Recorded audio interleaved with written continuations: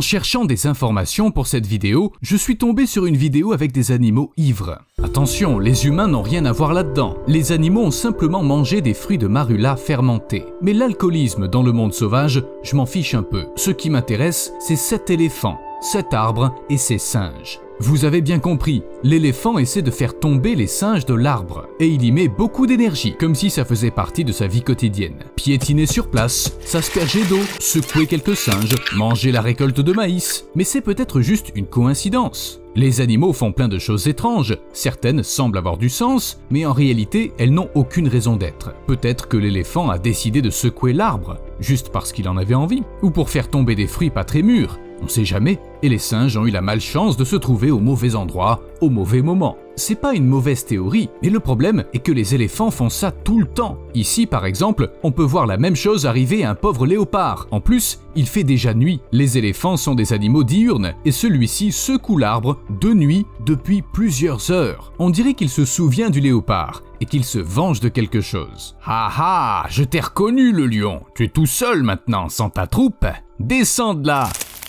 Mais je suis pas un lion! On dirait que personne n'a de répit quand il y a des éléphants. Aucun être vivant n'est tranquille, même les plus petits animaux, qui devraient probablement pas intéresser les éléphants. Et pourtant, des oiseaux qui se baladent dans le coin? Dégagez! Oust!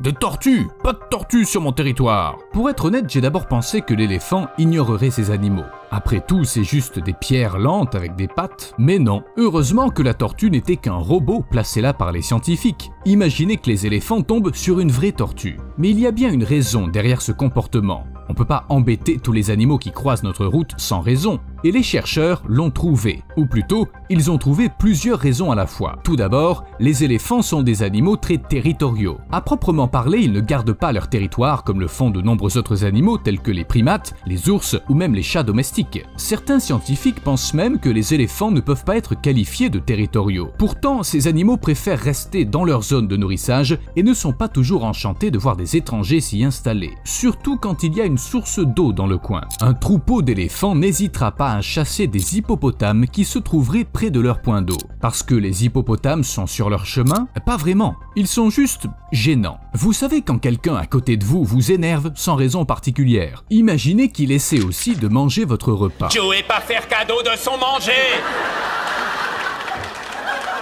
Quoi? Vous pensez que chasser quelqu'un du point d'eau et surtout l'attaquer, c'est très mal poli? Les animaux font jamais ça. D'ailleurs, au point d'eau, tous les animaux respectent une trêve tacite qui ne peut être violée sous peine de, je sais pas, devenir un méchant dans le nouveau Disney. Si ça vous dit quelque chose, vous avez sûrement lu le livre de la jungle de Rudyard Kipling. À cause de cet écrivain, les gens pensent que les animaux ont une sorte de code d'honneur, alors que n'importe quel prédateur se fera un plaisir de manger un morceau sans s'éloigner du point d'eau. Pourquoi pas? C'est pratique, on peut manger et boire au même endroit. Revenons-en aux éléphants. Une autre raison qui fait qu'ils attaquent des animaux au hasard, c'est le muste.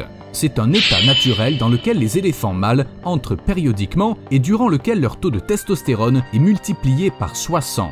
Ces poussées hormonales affectent le comportement et l'éléphant devient extrêmement agressif. Il devient aussi hypersensible au son et au mouvement. Son anxiété et son énergie augmentent. Vous imaginez le résultat sur un énorme éléphant adulte.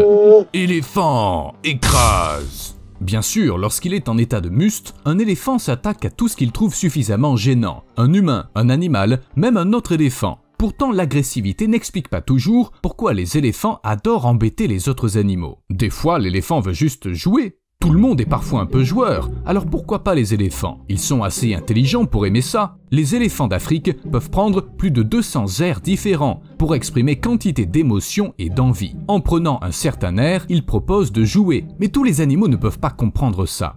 Même les humains ne comprennent pas toujours ce que les éléphants essaient d'exprimer, alors les rhinocéros, vous imaginez. Ces gars-là sont pas assez malins pour saisir ce genre de subtilité. Manger, ne pas être mangé, se reproduire, ils aiment les choses simples. Alors quand l'éléphant veut jouer, la réponse est agressive et l'éléphant se défend à son tour. Vous savez, c'est sans doute très triste, avoir de super capacités intellectuelles et vivre dans un monde où peu de créatures peuvent vous comprendre. Il s'avère que les éléphants souffrent de leur intelligence. Et pas seulement à cause de la difficulté à trouver des camarades de jeu. Les éléphants ont un besoin constant de communication et d'activité, sans quoi ils s'ennuient. L'ennui conduit rapidement au stress social, à l'agressivité et à un comportement anormal. Pour éviter que ça se produise dans les zoos, les employés organisent diverses activités pour les animaux. Dans la nature, la recherche de nourriture est généralement suffisante, mais que faire si ce n'est pas le cas? Ou si l'éléphant, je sais pas, s'il devient triste?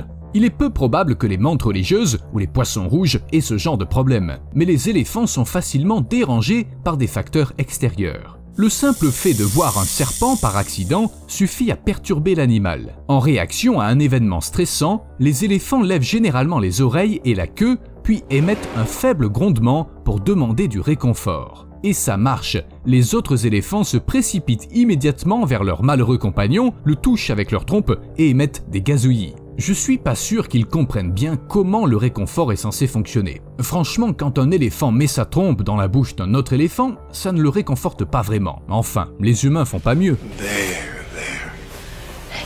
L'intelligence élevée n'est pas uniquement un problème d'éléphant. De nombreux animaux très évolués ont besoin de quelque chose pour occuper constamment leur cerveau, s'amuser, se fixer des objectifs, éprouver des émotions, pratiquer une activité physique. Dans un zoo de Belgique, les habitats des loutres et des orang-outans ont des parties communes afin que les animaux puissent jouer les uns avec les autres. En effet, ces espèces s'entendent à merveille. Sans ce contact permanent avec les loutres, les orang-outans pourraient littéralement tomber malades de solitude et d'ennui. En fait, c'est tout simplement pas pratique pour les animaux d'éprouver des émotions. Vous voyez, déjà que tous les humains n'arrivent pas à vivre avec, imaginez si vous êtes par exemple un panda, un raton laveur ou un éléphant. Un animal sauvage ne pourra pas bénéficier d'un soutien psychologique pour faire le point sur ses sentiments. Pourtant, il leur arrive de mettre leur vie en danger. Par exemple, en période de deuil, les animaux ont un comportement totalement irrationnel en termes de survie. Imaginez l'envie d'être seul, le manque de communication, de sommeil, de nourriture, sans parler de la reproduction. Si un éléphant passe du temps à s'occuper d'un cadavre, il est exposé à des agents pathogènes et se rend vulnérable aux prédateurs. Il faut bien admettre que dans une situation comme celle-ci, il serait beaucoup plus facile de vivre sans émotion. De nombreux animaux ne sont pas tristes du tout, même si leurs proches parents meurent, et ça leur va très bien. La tristesse peut mal finir. Un animal noyé dans son chagrin ne se contente pas de manger moins, il arrête complètement de manger. Le manque de nourriture et d'interaction sociale use même les corps les plus résistants, et dans de telles conditions, il est impossible de survivre dans la nature. Peut-on dire qu'il s'agit d'une mort causée par le chagrin? C'est possible. Bon, assez parlé de choses tristes. En plus, c'est pas le seul problème causé par l'intelligence élevée des éléphants. Ils sont tellement intelligents qu'ils sont devenus les pires nuisibles qui soient, dans tous les sens du terme. Alors que certains animaux sauvages préfèrent ne pas se mêler aux humains, sauf en cas de nécessité absolue, les éléphants pensent différemment. Pourquoi perdre du temps à chercher de la nourriture quand il y a tout un buffet dans les champs? Facile et rapide à obtenir, et nutritif aussi. Quant aux personnes que ça semble déranger, qu'est-ce qu'on en a à faire? En plus, la plupart des astuces qui permettent d'effrayer les autres animaux sauvages ne fonctionnent pas sur les éléphants. Traditionnellement, les fermiers utilisent des bruits forts comme des tambours, des tirs d'armes à feu ou des pétards. Mais les éléphants sont intelligents et tenaces, ils comprennent que ce grondement ne leur fera pas de mal, alors pourquoi s'arrêter? Qui plus est, selon le National Geographic, les éléphants ont même appris à se retirer mutuellement les fléchettes de tranquillisants. Franchement, il y a encore quelqu'un pour croire à l'efficacité des tambours? Je déteste ce boulot!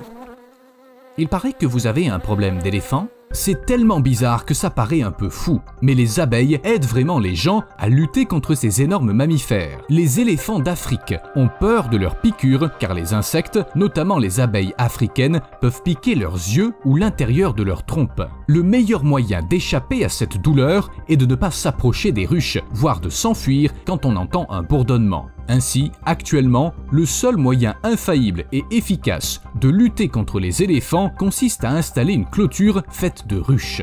Mais patience, peut-être que d'ici peu, les éléphants vont concevoir des tenues de protection. À plus!